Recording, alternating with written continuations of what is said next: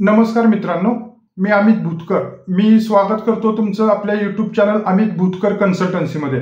मित्रांनो, आपण या युट्यूब चॅनलच्या माध्यमातून जे आपले मराठी बांधव लिकर व्यवसायात येऊ इच्छितात त्यांना योग्य आणि अचूक मार्गदर्शन करायचा प्रयत्न करत असतो.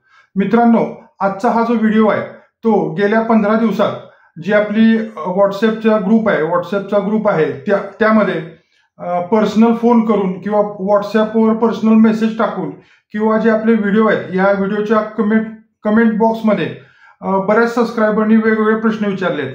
त्यापैकी काही प्रश्न चांगले आणि माहितीपूर्ण बाकीच्यांना पण होतील असे वाटले. त्या प्रश्नांची उत्तर योग्य आणि अचूक उत्तर द्यायचा मी माझ्या परीने या व्हिडिओमध्ये प्रयत्न करत आहे. तर जास्त वेळ न घालवता आपण या व्हिडिओला सुरुवात करूया. तर एक प्रश्न आपल्या व्हॉट्सअपच्या ग्रुपमध्ये विचारला गेलाय, तो म्हणजे माझा प्लॉट गावठाणमध्ये 7-12 नाहीये, काय करावे? मित्रांनो, गावठाणमध्ये प्लॉट असेल किंवा त्या तुमच्या एरियाचा सिटी सर्वे झाला असेल तर त्याचे 7-12 नसतात, त्याचा सिटी सर्वे उतारा असतो. ते तुमचं भूमी अभिलेख किंवा सिटी सर्वे ऑफिस, भूमी अभिलेख म्हणजे मराठीतून, सिटी सर्वे ऑफिस इंग्लिशमधून, तुमच्या तालुक्याच्या ठिकाणी जवळपास कचेरीमध्ये म्हणजे तहसीलदार कार्यालयाच्या आजूबाजूला किंवा इतर ठिकाणी असू शकतं ज्या ठिकाणी मोजणी जनरली केली जाते. त्या ऑफिसचं काम मोजणीचं ऑफिस असतं. ते मोजणीचं ऑफिस आपल्या साध्या गावठी भाषेत म्हणतात मोजणीच्या ऑफिसात. तर त्याचं भूमी अभिलेख किंवा सिटी सर्वे ऑफिस आहे. त्या ठिकाणी तुम्हाला 7-12 नाही तर प्रॉपर्टी कार्ड मिळेल आणि 7-12ला प्रॉपर्टी कार्ड ऑप्शन आहे. आता हा त्यांचा प्रश्न झाला, पण त्याच अनुषंगाने अजून काही पॉइंट आहेत ते मी सांगू इच्छितो. जर पहिली गोष्ट तुम्ही म्हणलंय की गावठाणमध्ये आहे, तर पहिल्यांदा तुम्हाला एक सांगू इच्छितो, जर तुमची जागा गावठाणमध्ये असेल तर सगळ्यात महत्वाच्या तुम्हाला 2 कंडिशन लागू होत नाहीत. ते म्हणजे रस्त्यापासूनचे अंतर. जे इतर वेगवेगळ्या ह्याच्यामध्ये रस्त्यापासूनचे अंतर 75 मीटर 100 मीटर आहे, तो नियम तुम्हाला लागू होत नाही जर गावठाणमध्ये असेल तर. अथवा तुम्हाला येण्याची पण गरज नाही, येण्याची गरज नाही आणि शिवाय तुम्हाला अंतराचा नियम लागू नाही. परंतु जर त्या जागेच्या शेजारी थोरा मोठ्यांचे पुतळे, त्यातून रिलॅक्सेशन नाहीये. ऑफिसेस, सरकारी ऑफिसेस, सरकारी दवाखाना, शाळा, यातून रिलॅक्सेशन नाहीये, भले गावठाण असू दे. परंतु जे रस्त्यापासूनचं, हायवेपासूनचं अंतर असतं त्यामध्ये तुम्हाला रिलॅक्सेशन आहे, शिवाय तुम्हाला येण्याची पण गरज नाही. परंतु तुम्हाला तशा प्रकारचा दाखला घ्यावा लागेल. हा दाखला कुणाचा लागेल? तलाठी, ग्रामविकास अधिकारी किंवा ग्रामसेवक किंवा सीओ, म्हणजे जे सरकारी अधिकारी आहेत. ग्रामपंचायतचा दाखला नाही. जे त्या ठिकाणी सरकारी अधिकारी आहेत, सरकारी अधिकारी म्हणजे परत एकदा सांगतो, तलाठी, ग्रामसेवक, ग्राम विकास अधिकारी किंवा सीओ साहेब, असं त्या ठिकाणी तुमच्या ग्रामपंचायतमध्ये पोस्ट असती. तर त्या ठिकाणी त्यांचा सही शिक्क्याचा दाखला जर तुम्हाला मिळत असेल, तुमचं सो अँड सो गट नंबर, त्याला घर मिळकत क्रमांक सो अँड सो, ही जागा गावठाण अमुक गावाच्या गावठाणाच्या हद्दीमध्ये समाविष्ट आहे, अशा प्रकारचा स्पष्ट दाखला मिळत असेल तर तुम्हाला येण्याची पण गरज नाही आणि रस्त्याच्या अंतरात पण शिथिलीकरण आहे. दुसरी गोष्ट अशीच विचारली गेली होती काही दिवसापूर्वी फोनवरती की सिटी सर्वे झाले. मागच्या एका व्हिडिओमध्ये मी सांगितलं होतं, पण त्यानंतर परत एक दुसरे आपले सबस्क्रायबर आहेत त्यांनी विचारलं सिटी सर्वे झालंय म्हणजे येणे करायची गरज आहे का? तर मित्रांनो, जनरली सिटी सर्वे ज्यावेळेस होतं त्यावेळेस तुमचं येणे झालं असं काय नसतं. तुमचं किंवा झालं असेल तर ते रेसिडेन्शियल येणे असू शकतं. तर तुम्हाला ते कमर्शियल येणे आहे का नाही हे चेक करावं लागेल. भले सिटी सर्वे झालं असलं तरी तुम्हाला वाणिज्य बिगर शेती, कमर्शियल येणे हे करावं लागेल किंवा आहे का हे चेक करावं लागेल. ठीक आहे. दुसरी गोष्ट आणखी कशी विचारली गेली होती, ते दुसऱ्या सबस्क्रायबरने विचारलं होतं की आमची जागा रेसिडेन्शियल एरियामध्ये आहे आणि माझं कमर्शियल येणे होत नाही. मागं आपण एकदा घेतलं होतं, परंतु तो आपला जो मवाचा व्हिडिओ होता त्यामध्ये मी माहिती सांगितली होती, मवाच्या माशा कोणी उठवलं त्यामध्ये सांगितली होती. पण अनुषंगानं ते आलंय, ओघात आलंय, नवीन लोक पण जोडत असतात, त्यांच्यासाठी पण हे महत्वपूर्ण आहे. तर काही जागा अशा असतात, जे माझ्याकडे पण एक जागा आहे, काही जागा अशा असतात की बाबा ते प्लॉटिंग सरकारनंच प्लॉटिंग केलेलं असतं आणि सरकार त्या जागा लिलाव करून, तहसीलदार कार्यालय वगैरे लिलाव करून त्या सरकारी जागा विकत असतं. लक्षात, काही मिलिटरी मनसाठी रिझर्व्ह कोटा असतो, मग राहिलेल्या जागा सरकार लिलाव करून विकतं. लक्षात, छान प्लॉटिंग असतं सरकारचं. तर त्या जागा रेसिडेन्शियल एनए ऑलरेडी असतात. आता सरकारनं प्लॉटिंग केलं, प्लॉटिंग हे एनए झाल्यानंतरच होतं आणि मग त्या जागा फुल्ली कमर्शियल एनए होत नाहीत. म्हणजे समजा तुमचा 4 गुंठेचा प्लॉट आहे, तो 4च्या 4 गुंठे तुमचा कमर्शियल एनए होत नाही, परंतु त्यामध्ये तुम्ही रेसिडेन्शियल प्लस कमर्शियल म्हणजे 2 guntha residential 2 guntha commercial NA करू शकता. पडदिशी होतं, थोडासा नजराना भरावा लागतो, ते तुम्ही रेडी रेकनर प्रमाणे बघू शकता किती नजराना आहे, आणि कमी वेळेत कमी खर्चात हा तुमचा रेसिडेन्शियल एनए प्लॉट असेल तर तो रेसिडेन्शियल प्लस कमर्शियल होऊ शकतो. सोसायटीची परमिशन लागते का, हा बरेच जणांनी मागच्या आठवड्यात विचारलाय प्रश्न. सोसायटीची परमिशन लागते का? मित्रांनो, आपल्याला एक्साईजला ऍप्लिकेशन करताना कुठेही एक्साईजचे अधिकारी तुम्हाला सोसायटीची परमिशन मागत नाहीत. हा, तुमची जी जागा आहे, जो गाळा आहे, ओके, मग तुम्ही त्या गाळ्यामध्ये बिअर शॉपी चालू करा किंवा त्या गाळ्यामध्ये तुम्ही परमिट रूम चालू करा. तुम्ही 2 गाळे घेतलेत, 300-400 स्क्वेअर फीटचे 2-3 गाळे घेतले, तिथं परमिट रूम टाकताय, किंवा 150-200 170 स्क्वेअर फीटचा तुमचा गाळा आहे, तिथं तुम्ही बिअर शॉपी टाकताय, तर तुम्हाला अजिबात सोसायटीची किंवा शेजाऱ्याची एक्साईज ऑफिसला परवानगी लागत नाही किंवा एनओसी लागत नाही. ते एनओसी देणारे कोण, त्यांचं काय संबंध? एनओसी देतायत म्हणजे परवानगी नाही म्हणतायत किंवा हरकत घ्यायला. आता आपण जे लायसन काढतोय, हे आपण लायसन सगळी कागदपत्रांची पूर्तता करून, जे सगळं लिगली आहे ते सगळं करून, सरकारी फी भरून आपण ते लायसन काढतोय.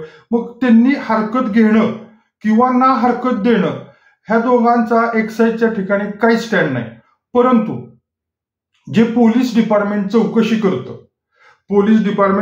करतं ते कदाचित तुमच्या शेजारच्या काही दुकानच्या गाळ्यांच्या मालकांचे ना हरकत दाखले मागू शकतात किंवा तिथं थोडीफार चौकशी करू शकतात किंवा ते त्यांचे ना हरकत दाखला द्या असं म्हणू शकतात.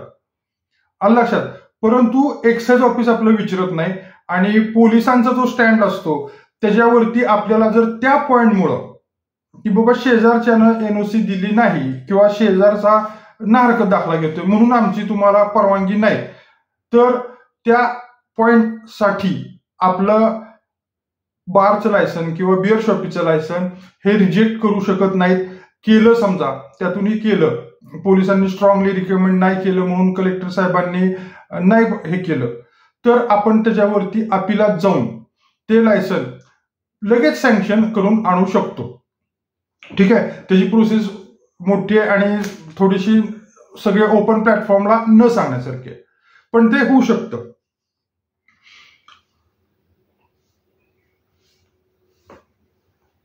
लायसन मिळाल्यानंतर दारू घेणे, हिसाब किताब ठेवणे याबद्दल एक व्हिडिओ बनवा नक्की मित्रांनो.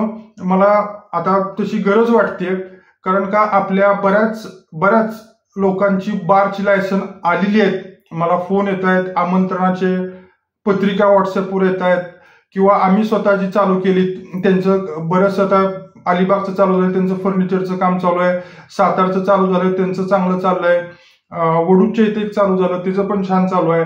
जवळपास ह्या मागच्या महिन्यामध्ये 5 ते 6 लायसन आपले मंजूर झाले. ठीक आहे, तर त्या अनुषंगाने आता जे पुढचे प्रश्न आहेत, जसं आपण मागच्या व्हिडिओमध्ये पेग मेजरचं बघितलं की काय असतं काय नाही असतं, तसं या विषयी पण एक व्हिडिओ बनवावा आणि डिटेल तुम्हाला सांगावं. आणि तो ह्या आता मी का सांगत नाही, तर तो व्हिडिओ बनवताना मी तुम्हाला ते जे हिसाब किताब ठेवायचे एक्साईजचे बुक्स असतात, एक चटई रजिस्टर असतं, मोठं असतं ते, एक बिअरचं एक रजिस्टर असतं आणि मंथली रिपोर्टचं एक रजिस्टर असतं आणि अजून एक लिकरचं, बिअर टाईपच लिकरचं एक रजिस्टर असतं. असं 3-4 पूर्वी एक गेट रजिस्टर पण असायचं, पण ते आता बंद झालंय. तर त्याच्यावरती एक डिटेलमध्ये व्हिडिओ मी नंतर बनवेन. तर सरकारी नोकरांना बार करता येतो का, चालू करू शकतात का? तर मागं पण आपण बघितलं बघा, ते शाहरुख खानला पकडणारा कोण तो अधिकारी होता, त्याच्या नावानं समुद्रा म्हणून मुंबईमध्ये बार आहे. तर मित्रांनो, एवढा मोठा अधिकारी NIA काहीतरी असं ते मोठं ते अँटी ड्रग अँटी टेररिस्ट असे काहीतरी मोठी संस्था आहे केंद्र शासनाची, तिथं असणाऱ्या अधिकाऱ्यांच्या स्वतःच्या नावानं मुंबईमध्ये समुद्रा म्हणून बार होता. मी का म्हणतोय तर तो सील केला गेला, आणि त्याच्या मागचं कारण ती सरकारी नोकरी नसून त्यांनी तो जो बार घेतला त्यावेळेस त्यांचं वय त्यांनी खोटं दाखवलं. अशा प्रकारची माहिती आता चेकिंगमध्ये निदर्शनास आली. म्हणजे बार घेण्यासाठी आपल्याला 18 वर्ष नाही तर 21 वर्ष पूर्ण लागतं. 21 वर्ष पूर्ण असल्याशिवाय तुम्ही कुठलंही लिकरचं लायसन घेऊ शकत नाही. आणि त्या अधिकाऱ्यांनी तो जो बार घेतला त्यावेळेस त्यांचं वय 21 पेक्षा कमी होतं आणि त्यांनी ही माहिती लपवली. या कारणास्तव वगैरे ते हे झालं होतं. पण तो विषय नाहीये. तर मित्रांनो, हे लिगली आपण लायसन काढतोय, एक सरकारीच लायसन आहे, हा सरकारीच परवाना आहे. आणि तो काढायला असं काही सुद्धा नाही की तुम्ही सरकारी अधिकारी आहे म्हणून तुम्हाला मिळणार नाही, किंवा तुम्ही कुठं आहे म्हणून तुम्हाला मिळणार नाही. फक्त यात अडचण एक होती. समजून चला, तुम्ही एखाद्या ठिकाणी सरकारी नोकर आहे, तुम्ही एखाद्या ठिकाणी पोस्टिंगला आहे आणि इकडे गावाकडे किंवा कुठेही तुम्ही बार चालू केलाय, तिथं तुम्ही मॅनेजर ठेवलाय किंवा तिथं तुम्ही तुमचे कामगार तिथं बघतायत किंवा घरातला इतर कोण बघतोय, आणि जर अशी काही परिस्थिती आली की त्यांनी तुमच्या अपरोक्ष की बाबा ट्रेडचा माल आणायच्या ऐवजी वाईन शॉप मधनं माल आणला, टायमिंगचं उल्लंघन केलं. आता जसं टायमिंग आहे, रात्री 10-11 वाजता बंद करावं लागतं, सकाळी 10-11 वाजताच उघडावं लागतं, ड्राय डेच्या दिवशी बंद ठेवावं लागतं, आणि अशा प्रकारचे छोटे छोटे जे काही नियम आहेत त्या नियमांचं जर उल्लंघन त्यांनी केलं तर तुम्ही असं म्हणू शकत नाही की ते त्यांना मी भाड्यानं दिलंय. पहिली गोष्ट, लिगली तुम्हाला ते भाड्यानं किंवा चालवायला देताच येत नाही. लिगली हे असतं, भाड्यानं दिलंय, चालवायला दिलंय, हे इंटरनल अंडरस्टँडिंगवर दिलेलं असतं. एक साध्या नोटराईज तुम्हाला ते कुठंही लिगली लायसन, भाड्यानं लिकरचं कुठलंही लायसन, म्हणजे परमिट रूम असू दे, वाईन शॉप असू दे, बिअर शॉप असू दे, लिगली तुम्हाला भाड्यानं देता येत नाही. गव्हर्नमेंट काय म्हणतं, जर तुम्हाला चालवता येत नसेल लायसन सरेंडर करा. तुम्ही असं भाड्यानं दुसऱ्याला देऊ शकत नाही, ते लायसन गव्हर्नमेंटचं आहे. तर तो विषय नव्हता आपला. तर त्या तुम्ही ज्यांना दिलंय, भले तुम्ही मग भाड्यानं द्या अंडरस्टँडिंग मध्ये, किंवा तुम्ही मॅनेजर ठेवा, किंवा तुमच्या घरातले पाहुणे कोण, मुलं, भाऊ, आई, वडील वगैरे कोण जर बसत असेल आणि त्यांनी जाणते अजाणतेपणी काही जर नियमांचं भंग केलं तर त्याचा परिणाम म्हणजे त्याचं जे काय आहे ते तुम्हाला भोगायला लागू शकतं. म्हणून शक्यतो सरकारी नोकरदारांनी स्वतःच्या नावानं न काढता आपली पत्नी असेल, मुलगा असेल यांच्या नावानं काढावं असं आम्ही रिकमेंड करतो. दुसरं एक असं होतं की मी मर्चंट नेव्हीमध्ये आहे, मी आता अजून 2 महिने इथं आहे, मी आता बारची प्रोसेस केली आहे, करत आहे, परंतु 2 महिन्यानंतर मी परत तिकडं कुठं ते बोटीनं जाणार आहे, मग यायला मला 6-7 महिने लागतील. तर जर कुठं काय कागदपत्रांची पूर्तता करावी लागली किंवा काही डॉक्युमेंट द्यावे लागले तर माझ्या पत्नीनं दिलं तर चालतील का, किंवा ती लायसनच मी माझ्या पत्नीच्या नावानं काढू. तर आता मर्चंट नेव्हीमध्ये तुम्हाला 5-6 महिने जावं लागतं. तर ह्याला 2 पर्याय आहेत. पहिलं म्हणजे तुम्ही सांगितलं की माझ्या पत्नीच्या नावानं लायसन काढू का, तर काढू शकता. लेडीच्या नावानं लायसन मिळतं, काही सुद्धा अडचण येणार नाही, काही शिथिलीकरण पण नाहीये आणि काही प्रॉब्लेम पण येणार नाही. ठीक आहे. तर मी पण आता माझ्या मिसेसच्या नावाने एक लायसन काढतोय.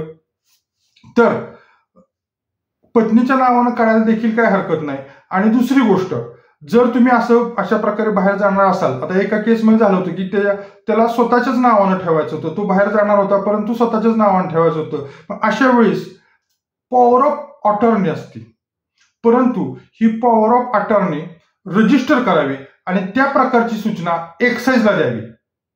बघा, पॉवर ऑफ अटॉर्नी नोटराईज नकोय, हा महत्वाचा पॉइंट आहे. ही रजिस्टर, जिथं खरेदी विक्रीचे दस्त होतात, ओके, रजिस्टर ऑफिसमध्ये रजिस्टर पॉवर ऑफ अटॉर्नी तुम्ही तुमच्या पत्नीच्या नावानं करा, किंवा जे कोण तुमचे संबंधित तुमच्या माघार जिथं बघणार आहेत त्यांच्या नावानं रजिस्टर पॉवर ऑफ अटॉर्नी करा. त्याची कल्पना एक्साईजच्या अधिकाऱ्यांना लेखी स्वरूपात द्या. असं नाही की बाबा फोन करून सांगितलंय किंवा काही नाही, असं नका करू. तर लेखी स्वरूपात द्या.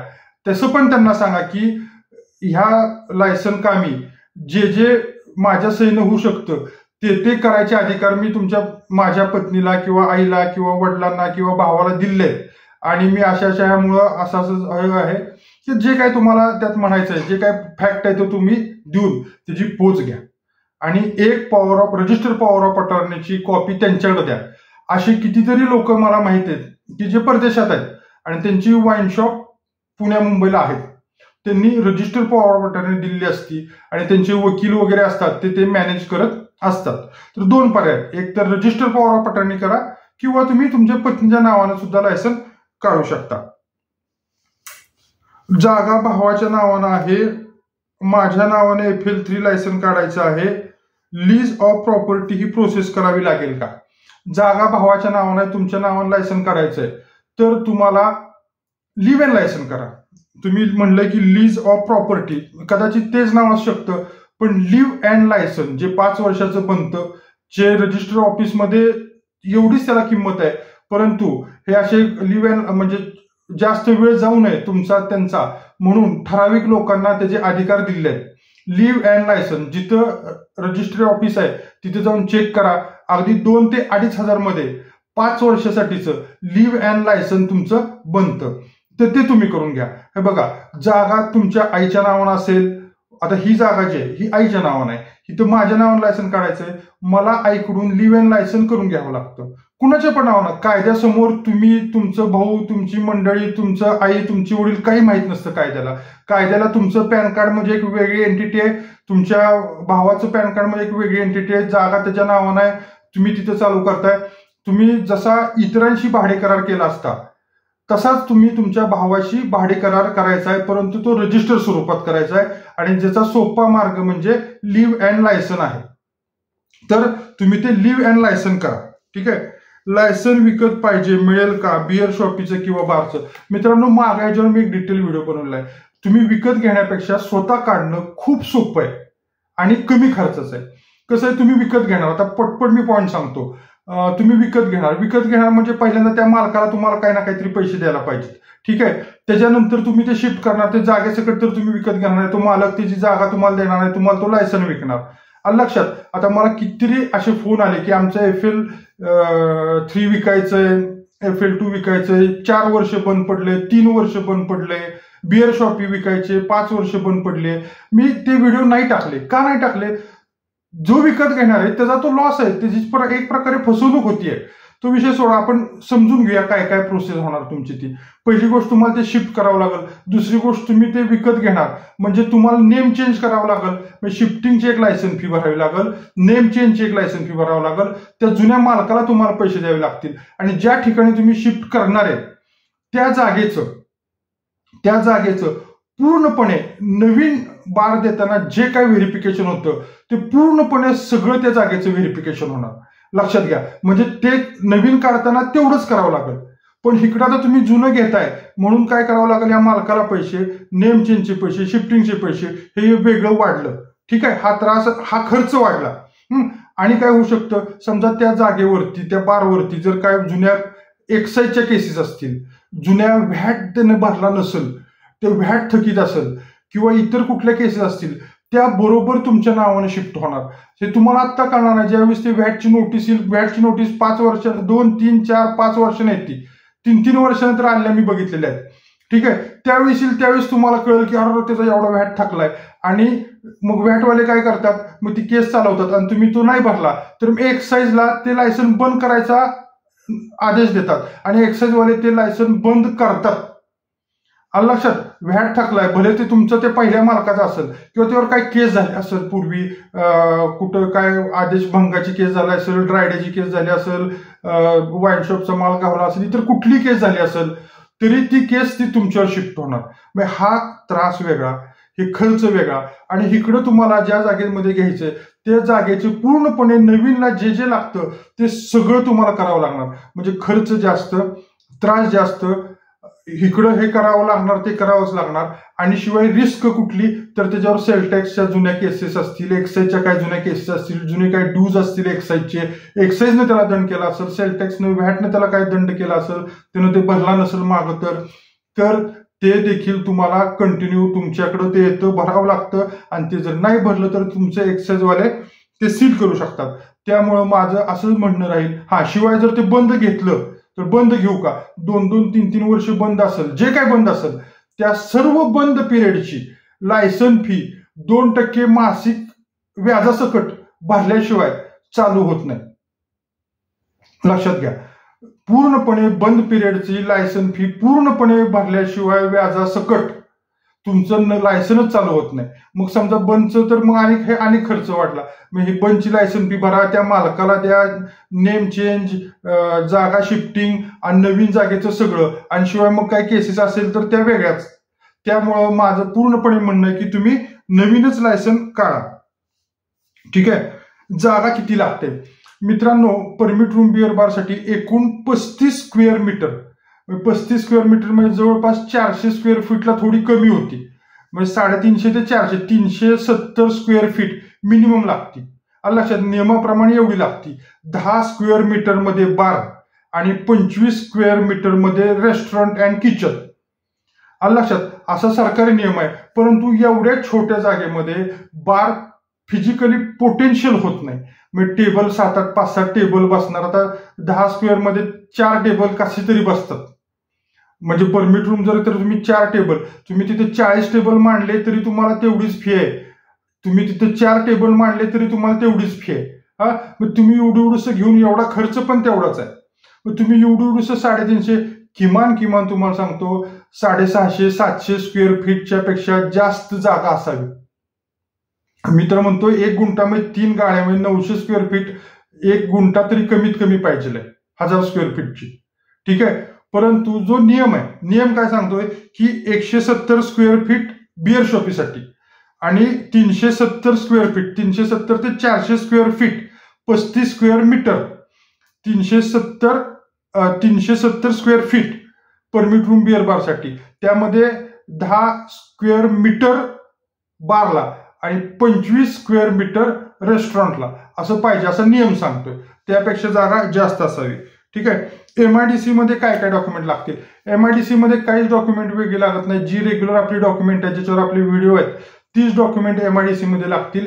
उलटे एमआयडीसी मध्ये टाकायचा एक फायदा असा आहे की तुम्हाला एनओसी लागणार नाही. जसं गावात टाकताना तुम्हाला ग्रामपंचायतची तशी लागतच नाही, पण तरी पण त्याची गरज नाही. आणि दुसरी गोष्ट, जर एमआयडीसी मध्ये टाकत असाल, तुम्ही जागा घेत असाल, तर पहिल्यांदा ती जागा कमर्शियल एने आहे का बघा. कारण का एमआयडीसीतली जागा जास्त करून इंडस्ट्रियल एने असू शकते. इंडस्ट्रियल एने जर असेल तर ती आपल्याला कन्व्हर्ट करून घ्यावी लागते कमर्शियल मध्ये, आणि ही कन्व्हर्ट करायची प्रोसेस खूप मोठी आहे.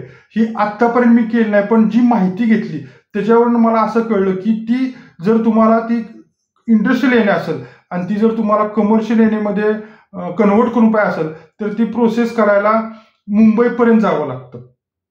ठीक आहे. हे मी केलं नाहीये, हे ऐकलेलं आहे मी. ओके. फक्त एक लक्षात घ्या की तुम्हाला ती जागा कमर्शियल एने पाहिजे, ना की इंडस्ट्रियल एने. कारण का नाहीतर तुम्ही पुढे जाऊन अडकणार. इंडस्ट्रियल एने हे नंतर तुम्हाला एने पण तो जसं रेसिडेन्शियल एने असतो तो आपल्याला मगाशी आपण बघितलं, त्याचं आपल्याला कमर्शियल एने करावं लागतं. ते सोपं आहे, ते होतं. परंतु इंडस्ट्रियल एनेचं कमर्शियल एनेमध्ये करण्यासाठी थोडं त्रासदायक गोष्ट आहे, त्याला मुंबईपर्यंत जावं लागतं. फक्त एकदा चेक करा की जागा तुमची कमर्शियल एने आहे का.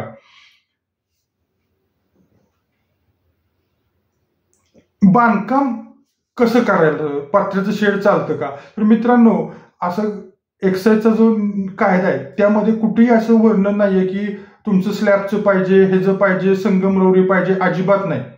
परंतु माझं पण असं म्हणणं आहे, आणि एक्साईजवाल्यांच्या अधिकाऱ्यांशी मी जे बोलतो त्यांचं पण असं म्हणणं आहे की एकदम साधं शेड पण नको.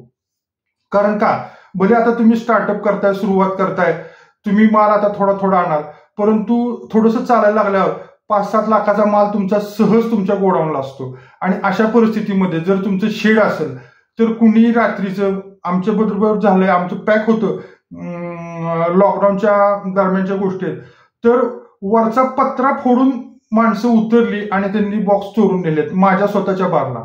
तर मित्रांनो, असं सांगणं आहे की ठीक आहे, अगदीच म्हणजे काय संगम वरती पत्रा चालू शकेल, कडेनं भिंती असाव्यात, पुढं जर रेस्टॉरंटला तुम्ही थोडंसं निम्म्या भिंती निम्म्या ग्रिल किंवा त्याला शटर अशा प्रकारचं करू शकता. असं काही नाही की स्लॅबचंच पाहिजे. पण म्हणून अगदी पत्र्याचं शेडच मारलंय, अँगल उभे केलेत, पत्र्याचं शेड केलंय, पार्टिशनला पण पत्रा टाकलेत, असं शक्यतो नसावं. निदान बार व्यवस्थित पूर्ण भिंतीमध्ये पॅक, वरती पत्रा चालेल, स्लॅबच पाहिजे असं अजिबात नाही.